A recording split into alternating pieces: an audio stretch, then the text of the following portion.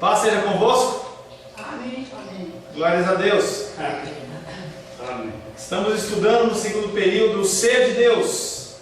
Quem é Deus? E nós começamos na manhã de hoje um novo tema.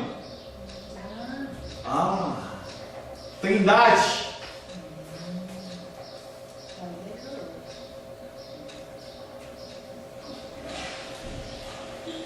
Trindade. Algo complexo, algo que a nossa mente não entende e nem vai entender nunca. Esse capítulo, Trindade, é peculiar ao cristianismo, só tem nele. Sempre foi motivo de ataque de outras religiões pelas grandes quantidades que apresentam. E é um dos maiores mistérios da fé cristã. Por que a Trindade é tão combatida? Por que a Trindade é tão mal entendida e tão rejeitada pelas pessoas? Por que é tão difícil de entender a Trindade? Nós partimos de um conceito de que o ser humano ele trabalha com comparação.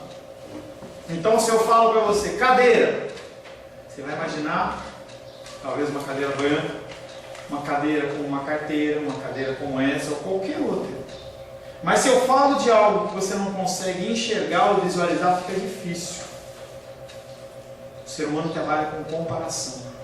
E nós temos físicos que dizem que nem um corpo ele pode estar no mesmo lugar que o outro corpo ao mesmo tempo. Lei da física. Dois corpos não podem ocupar o mesmo lugar ao mesmo tempo. Se eu quiser colocar o meu carro onde está o carro da Edilene, simplesmente ela tem que sair ou eu não vou entrar. Não tem como. E não é colocar em cima, não é colocar embaixo, não é colocar na frente, é no mesmo lugar. Não há essa possibilidade no âmbito material. É uma das coisas que nos dá a dificuldade no entendimento da Trindade. Contudo, a despeito de ser um assunto difícil, justamente porque excede o nosso entendimento, e as coisas que excedem o nosso entendimento nos dão dificuldade. Nós não temos como comparar, são coisas novas. Nós podemos conhecer de ouvir falar, mas não conhecemos muito bem. Ele merece ser estudado. Por que esse tema merece ser estudado? Porque está na Bíblia. Tudo que está nas Escrituras, ele merece ser estudado. E nós temos que basear a nossa necessidade de estudo em cima da Palavra de Deus. É algo que eu falo para os alunos de teologia. Se você é uma pessoa que lê um livro sobre depressão, lê um livro sobre fim dos tempos, você lê um monte de livro, mas se você não tem domínio sobre as Escrituras, o que acontece é que você vai ter um conhecimento totalmente fragmentado. É a mesma coisa que eu pegar, alguém fala alemão aqui? Fala alemão, irmão Cláudio? Alemão. O senhor fala? Falo. Alemão. Mas fala uma palavra em alemão. Alemão. Se eu der um texto em alemão para vocês conseguem? Não. Pode até ler. Entendeu? Vai falando, enrolando a língua, porque a gente sabe das letras, tá? Os consoantes, as vogais, e você vai tentando ler. Mas você não sabe o que está escrito.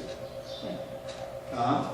Se a coisa parte para ser hieróglifo, como por exemplo no Egito, em que não são letras que a gente conhece, A, B ou alguma coisa similar, cada vez mais dificuldade. Já falei para vocês que eu estou fazendo grego, e muitas letras gregas elas são muito parecidas com as letras do alfabeto nosso, e fica mais fácil. Mas quando você passa para um hebraico, é uma letra toda desenhada, em que as letras não têm nada a ver. Nada a ver. E aí você fala assim, e agora? Só para você ter uma noção, o que seria o A? Como é que eu vou ver isso aí e identificar como se for? Não é um H, mas vai? Olha, como que eu vou ler? Como que eu vou entender?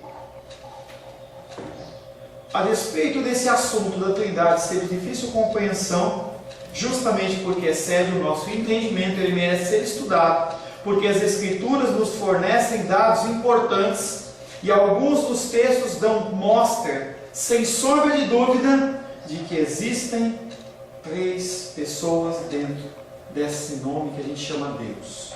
Entenda que Deus não é um nome. Você sabia que Deus não é um nome? Deus é um título.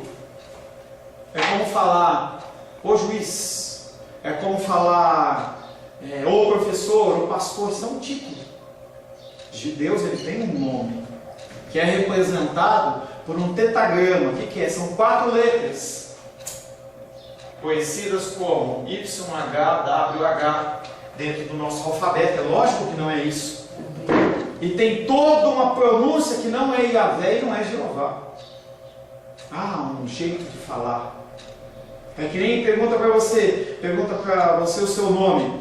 A minha irmã tinha essa dificuldade. O nome dela era Marna, está viva ainda, né? M-A-R-N-A, aí chamavam ela de Maria, de Marina, de Márcia, de tudo quanto é coisa, menos o nome dela.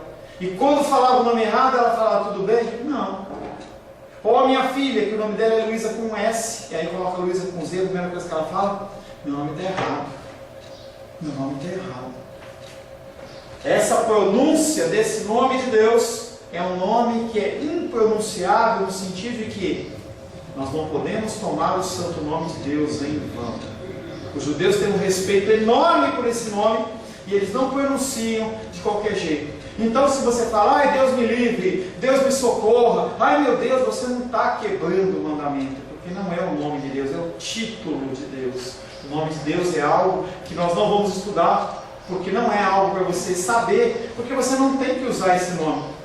Esse é um nome que é usado em situações factuais ao longo da palavra de Deus, em que você não tem, porque se você usa de uma maneira indevida, você está cometendo um pecado, e é um pecado muito sério, tomando o santo nome de Deus em vão, mas não é o foco do nosso estudo.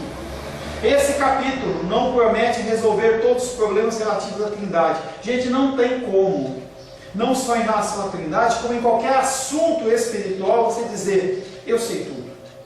Não há essa possibilidade. Um estudo exaustivo, e exaustivo não é que cansa, exaustivo é, não tem mais nada, nenhum âmbito que eu possa trabalhar, nenhum assunto na verdade, ele é passível de você chegar a um limite, seja por exemplo no âmbito da alimentação. Eu quero fazer um curso de alimentação, você nunca vai ser expert totalmente. Você pode ser um bom profissional, você não vai conhecer 100%, porque sempre tem um detalhe. Imagina no âmbito espiritual como esse assunto da Trindade.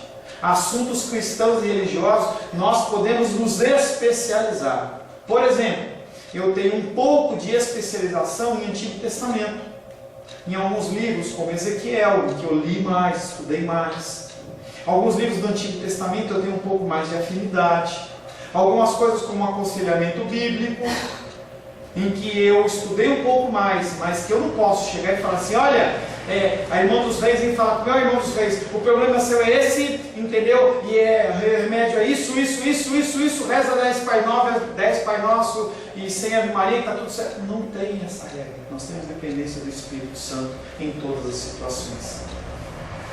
Este capítulo não promete resolver todos os problemas relativos à Trindade, mas faz o esforço de analisar a maioria dos dados que nos são apresentados dentro da palavra. E é isso que nós temos como agir. Qualquer coisa fora do escopo da palavra de Deus, nós estamos trabalhando com o quê? Com ilusões ou pressuposições, e não é o nosso objetivo. Como é o caso, por exemplo, de um irmão que uma vez veio, e aí ele começou a querer falar de ET. E eu falo, me desculpa, mas não está nas Escrituras, não tem um âmbito de discutir sobre ET, se eu acredito ou não acredito, não importa. O objetivo do nosso estudo aqui é estudar a palavra de Deus. Então qualquer coisa que saia da palavra de Deus, não é do âmbito do nosso estudo. Ele ficou triste, nunca mais veio. Mas eu não posso fazer nada. Foi ver, ele foi abduzido. Foi não, está vivo ainda, está sofrendo. Todavia, antes de tratarmos das 3 pessoas que subsistem em um só ser, nós temos que analisar a personalidade de Deus e essas 3 personalidades que compõem a divindade de Deus. Não tem como a gente falar de Trindade sem primeiro falar dos componentes da Trindade. E nós vamos falar um pouco sobre eles. Há um problema na personalidade divina, não para Deus, para nós. Para ele não é problema nenhum. Há problema no nosso entendimento. Tanto as religiões antigas, quanto as formas modernas, tanto as religiões que adoravam, que a gente vê nas escrituras, Marduk dos filisteus, sei lá, o deus lá, Ra do Egito, aqueles deuses gregos lá, Poseidon, Zeus, deuses romanos, como essas formas modernas que nós vemos hoje, como por exemplo, uma religião chamada Nova Era, em que tem muito misticismo, muita coisa oriental, muito pensamento positivo, que as pessoas nem percebem e deixam que entre na igreja. Eu vou pensar positivo. Então, agora eu vou ficar pensando, vai acontecer, vai acontecer, vai acontecer, vai acontecer, aconteceu. Pensamento positivo. A nova era, o pensamento da nova era, ela abrange muitos desses pensamentos, em que você vai pegando partes das culturas orientais, de pensamentos, e você vai montando, como se você fosse fazer uma feira. Eu não sou uma pessoa que faço feira, a Rosângela faz a feira, a titia também não faz, a Rosângela faz para ela. E aí a Rosângela vai lá e ela começa a imaginar, entendeu? Que apesar dela não ser uma engenheira, ela tem que fazer todo o projeto da alimentação da nossa casa, que se ela fizer repetição da carne moída 2 vezes, a gente vai olhar para ela e falar assim, de novo! Entendeu? Então ela vai lá na feira e ela tem que equalizar o preço dos alimentos e ela vai fazendo as coisas. Então eu vou pegar hoje um pouco de abobrinha. Hoje eu vou pegar, não, tomate não, que está fora da época, está muito caro, não está muito bom. E ela vai fazendo e chega com o alimento aqui. Levamos para a casa da titia e o alimento ele vai sendo consumido durante a semana. E as pessoas elas acham que a religião cristã pode ser assim. Então eu posso escolher o que eu quero, eu posso escolher o que faz parte do meu cristianismo, e as pessoas elas vão construindo um tremendo Frankenstein. Lembra do Frankenstein? Em que tinha um braço de uma pessoa, uma cabeça de outra, o coração de outro, vai sendo costurado e tem um cristianismo. Nova era é algo como isso, em que o que me agrada pode ser utilizado, o que não me agrada eu descarto. Tanto religiões antigas como as suas formas mais modernas, como a nova era, afirmam que Deus é uma força, ou que Deus é a base de todos os seres, ou ainda uma espécie de consciência planetária.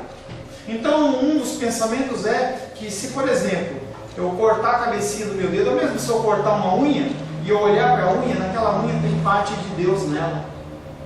É muito doido se as pessoas acreditam nisso. Acreditam no âmbito de que, por exemplo, o planeta Terra tem um nome. As pessoas chamam o planeta Terra de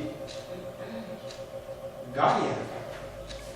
Se você for estudar, você vai ver que as pessoas, algumas pessoas que mexem com essa parte de natureza e tal, é a Mãe Terra, ou a Mãe Gaia. É um planeta, entendeu, que tem consciência. Em que se eu corto uma árvore aqui, o planeta, esse Deus Gaia, sofre. As bruxas que fazem numa linha específica que chama Wicca, elas acham que esse planeta Terra, ele é um planeta que tem vida no sentido de eu consigo ferir a consciência desse Deus Terra através de matar um animalzinho ou agir de uma maneira incorreta. Parte do conhecimento de vegetariano é dentro dessa linha, em que a pessoa não quer comer o animal porque afeta a Mãe Gaia. E as pessoas elas creem nisso. Desenhos são feitos dessa forma. A história, ela mostra essa história. Filmes, a gente vê filmes grandes em que parece que você tem uma ligação, você consegue. E aí você vai achando que esse planeta ele realmente é algo ímpar, no sentido de que ele tem uma vida toda própria. Por causa da influência das religiões orientais no mundo ocidental, o misticismo tem invadido muitos setores da igreja cristã. E aí você começa a olhar as meditações dos monges, você começa a olhar alguns tipos de rituais. Então agora é a técnica, eu não estou dizendo que é da cultura oriental, mas a técnica, por exemplo, das pedras. Então você deita, entendeu? E aí o cara coloca um monte de pedrinha nas suas costas e você está sendo pela pedra-terapia, nem sei se é esse nome.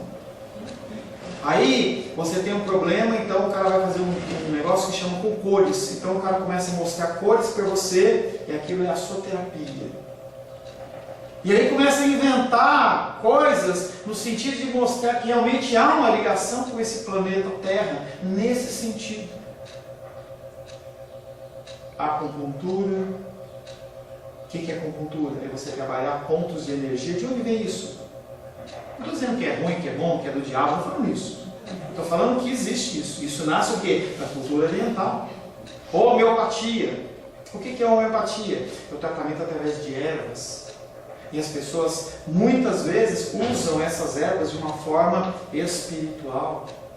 E você vai vendo essas construções que vêm em grande parte do mundo das religiões orientais.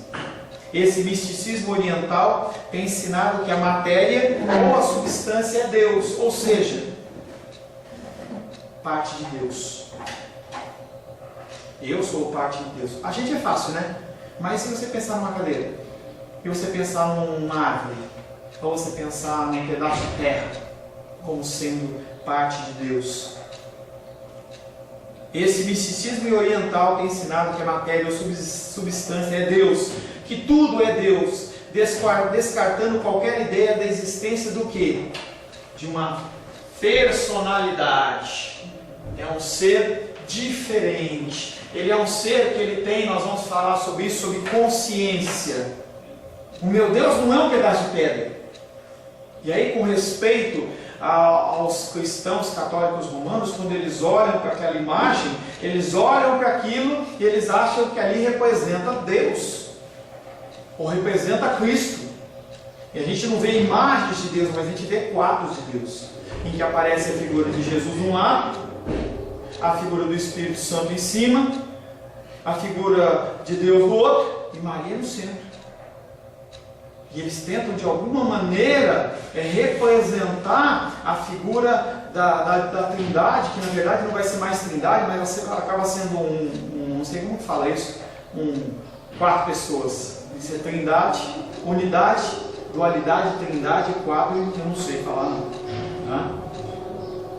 Esse misticismo oriental tem ensinado que a matéria e a substância é Deus, e que tudo é Deus, descartando qualquer existência da personalidade em Deus. Alguém que pensa, alguém que tem sentimentos, alguém que interage. Ele é simplesmente uma força inconsciente que opera no mundo, que é uma própria extensão do mesmo. Se as pessoas pensarem em personalidade de Deus, ela também é atrelada a esse Deus que faz parte do copo, faz parte da água. Por isso que as pessoas têm facilidade de criar deuses do trovão, deuses da água, Iemanjá, deuses das águas do mar, Iara, deuses das águas dos rios, Saci, e aí vai embora, entendeu? Ele é simplesmente uma força inconsciente que opera no mundo. Será que o meu Deus e o seu Deus, ele é uma força inconsciente? Não tem consciência. Um exemplo disso é a ideia que se fala: Deus é amor e o amor é Deus. Deus é amor? Sim, mas o amor não é Deus. Amor é um componente, uma parte, uma característica de Deus. Mas a manifestação do amor não representa Deus. Porque às vezes Deus ele age de uma maneira dura e as pessoas não entendem como amor. A primeira parte é certa, por quê? Porque nós somos cristãos e nós temos a Bíblia como nossa regra de fé e prática, e aqui está dizendo que Deus é amor. Então ele é amor. Mas a segunda parte está errada, porque porque torna Deus um princípio impessoal que está espalhado pelo mundo. E não é qualquer forma de amor que representa Deus. Hoje se tem o problema da pedofilia, em que muitos países está se querendo aprovar leis em que a consciência de uma criança de 1 ano, 2 anos, 3 anos, 5 anos, 7 anos, a criança ela tem direito a ter relação sexual com adultos de 40, 50 anos com a minha idade, porque ela tem direito. Será que isso é uma forma de amor?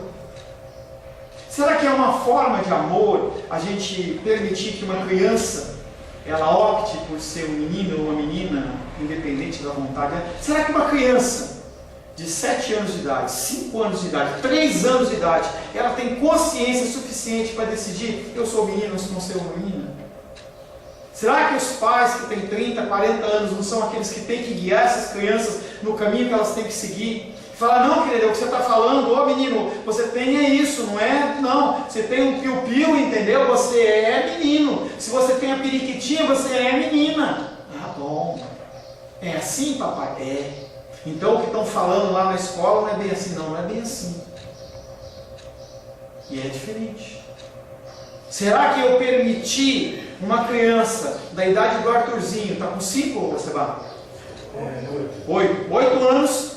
Será que é amor eu permitir que ele seja o que ele quer? Chega lá na casa dele e fala assim: papai, Sebastião, agora eu quero ser uma menina, tá? Porque eu amo o Arthurzinho, então a partir de agora eu vou comprar vestido para ele. Será que isso é uma forma de amor? Você viu que não é qualquer tipo de amor? Contra essas concepções impessoais de Deus, a fé cristã tem que afirmar a personalidade divina. Deus, ele é um ser pessoal. Ele é um Deus pessoal. Deus não é uma força impessoal, mas um ser personalizado, que de modo absolutamente singular, ele existe composto por 3 outras pessoas. Não somente o panteísmo. O que é o panteísmo? É esse negócio de que tudo é Deus.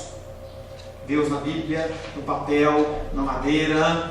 Como também uma palavra nova para você que chama-se deísmo.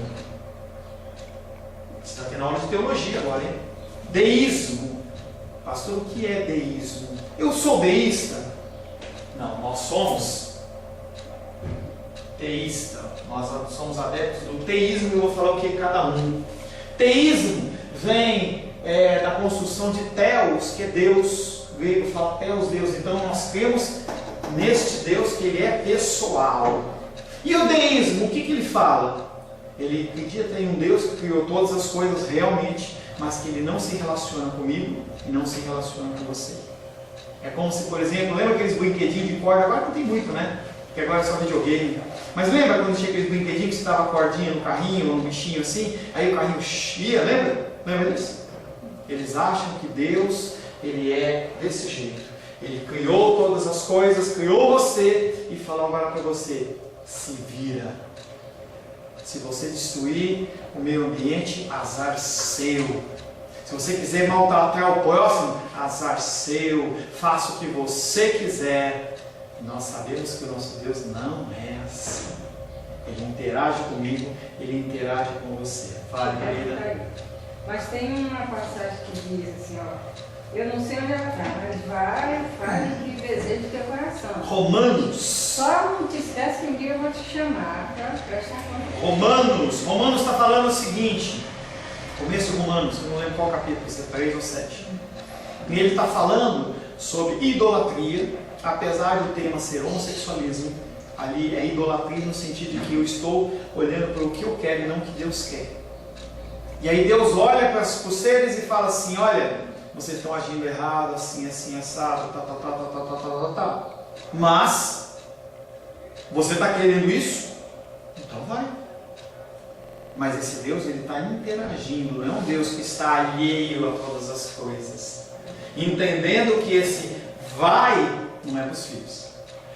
Não é para os filhos. Porque os filhos e as filhas, a gente sabe muito bem, aqueles nós que temos filhos ou temos sobrinhos, nós cuidamos deles, eles não fazem o que querem. Marildinha, Ione e Marizan fazem o que queriam. Mamãe, hoje eu quero sair de noite, eu vou voltar amanhã. É isso que acontecia. Entendeu? Mas aí no caso ela chegava para você e falava assim: mas mamãe, a filha da fulana vai. A minha resposta quando a minha filha faz, talvez seja a mesma sua naquela época: eu não sou mãe dela. A mãe dela responde por ela. Quem é o pai dessas pessoas que o Senhor permite ir? Nós estamos trabalhando em João capítulo 8. Filhos do diabo. Ou você é filho de Deus, ou você é filho do diabo. Parece duro, mas é isso. Não é café com leite. Não tem como você ser um pouquinho. Ou você é um ou você é outro. E aqueles que não são filhos de Deus são filhos do diabo. E por serem filhos do diabo, estão sob o controle do diabo, que está morrendo, que está querendo destruir. Eu só quero entender, esse livre-arbítrio que Deus deu para o homem, Quem disse para você? As leis e tudo, mas acho que começou com Deus, não foi? Quem disse que nós temos livre-arbítrio? Onde você leu na Bíblia? Pois é, que não, tem é isso que eu livre-arbítrio? quero entender. Não. O deísta, ele acredita no livre-arbítrio. O que é livre-arbítrio? Eu faço o que eu quero. Tá? O teísta, ele tem algo que também é um LA, mas é uma livre agência. Que quer dizer o quê? Eu faço o que eu quero. Ué, pastor, mas qual a diferença? Eu faço o que eu quero, ninguém me controla. Eu faço o que eu quero, mas eu tenho um Deus que me corrige, me controla e rege os meus caminhos. Livre-arbítrio, as pessoas dizem que tem sem saber o que é. Livre-arbítrio não é você fazer o que você quer. Nem existe. Porque se você acredita no livre-arbítrio, você tem que acreditar que esse Deus, ele realmente é um Deus impessoal e ele faz o que você quiser. Em que você tem essa opção de você fazer. Entendendo que nós temos um grau de ação dentro da nossa vida, que é a permissão de Deus. Mas o propósito dele vai ser cumprido na minha vida e na sua vida. Você pode ir daqui na casa do Sebastião, ir por um caminho, pode ir por outro, mas você vai chegar lá. E o livre-arbítrio? Eu vou por onde eu quiser. Não é bem assim. Quando você lê as Escrituras, você vê que as pessoas elas não tinham livre-arbítrio. Ou você acha que, por exemplo, João Batista ele teve livre-arbítrio, em que no dia que Jesus Cristo chegou lá para ser batizado, o Espírito Santo apostos para descer sobre ele, Deus falar, tu és o filho amado em que me comprazo. Jesus Cristo chegar lá e falar, cadê João Batista? Hoje ele foi pescar. Ele usou o livre-arbítrio dele. Ele foi pescar hoje. Sabe o que aconteceu? Ele mudou de ideia, ele quis ser sacerdote. O pai dele teve uma dor de barriga, entendeu? E aí ele foi cobrir o pai dele. Você acha que é isso possível? Ou é possível, por exemplo, Judas. Quem que ia ter que identificar Judas? Hoje ele ia identificar Jesus? Judas. Identificar com o quê? Beijo no rosto. Estava de noite, no meio do mar, e você acha que eles conseguiram identificar se era Judas, se era Pedro, se era Tiago, João? E se Judas beijasse Pedro? E se Judas beijasse Tiago? Ou melhor, Jesus Cristo, Filho de Deus, estava lá orando, suou sangue por mim e por você, ora, os anjos o servem, opressão, ele vai lá para os discípulos e fala assim, acabou o tempo, agora é a hora dos filhos de Deus serem entregues. Aí ele começa a descer o monte do Getsemane, cadê Judas? Mudou de ideia. Que livre-arbítrio é esse? As pessoas se equivocam. As pessoas se equivocam. Nosso Deus, Ele é um Deus soberano, Ele controla todas as coisas. Por isso que é tão difícil para a gente acreditar. Porque quando as lutas e dificuldades vêm, a pergunta é, onde está Deus? Sendo que tudo coopera para o bem daquele que Ele ama a Deus, que é chamado segundo o seu propósito. Qualquer coisa que você passe é para o bem, é para o cuidado. Quando nós exortamos os nossos filhos, exortamos os nossos sobrinhos, o nosso objetivo não é matar, não é destruir, não é para que aquela pessoa seja destruída, mas é para que ela possa ser corrigida. Chego para minha filha e falo, já estudou? Não, papai, eu quero ficar vendo TV. Não, você vai fazer lição. Aí você acha que ela acha legal isso. Mas eu estou fazendo o quê? Investindo no tempo dela para que ela possa, num futuro, não sofrer coisas ou ter um trabalho ou alguma coisa, não sei. E a gente age com isso. Imagina Deus. E a palavra de Deus diz, se vós pais sabeis fazer boas coisas aos seus filhos, imagina Deus. Continuando. Não somente o panteísmo, que nós falamos que é Deus em tudo, ou o deísmo, que nós falamos também, tem negado a personalidade de Deus no que tange ao seu aspecto relacional. Deus é distante do universo que criou, dizem eles. Não possui qualquer interferência no mundo, dizem eles. Deu corda e colocou para funcionar, dizem eles. Contra essas ideias, o cristianismo tem que lutar, pois uma das grandes características de Deus é o fato de se envolver com a criação, e principalmente com os homens que foram criados à sua imagem e semelhança. Deus se relaciona com um bichinho. Ah, é, pastor? É. O pardalzinho, ele não tem casa, mas ele não semeia, não segue, mas o Senhor o alimenta. A gente olha, por exemplo, a casa de um João de Barro. Quem deu aquela habilidade para ele construir? Porque não é todo passarinho que faz aquilo. É só ele. Você não vê outros passarinhos construindo uma casa de barro. Tem outros que constroem com aqueles montes de gravetinho. Quem que ensinou aquela engenharia para eles? Outros não Tem têm. a posição do sol. Tem, claro. Eles não terem o sol poente, É. o sol nascente. O homem, é interessante que o homem constrói virado para o sol, fica a parede fritando, né? Que nem a casa da titia lá. Você coloca o ovo na parede, ele frita. Mas o bichinho ele sabe. Quem que dá esse entendimento para ele? Porque ele não tem inteligência. Nós vamos falar sobre o animal no domingo que vem. O que o animal... Sabe que o animal ele tem consciência dele mesmo? Coloca o animal na frente do espelho. Ele não entende que é ele. São diferenças que há entre o animal. Nós vamos falar das diferenças que há com o ser humano e as diferenças que há em Deus.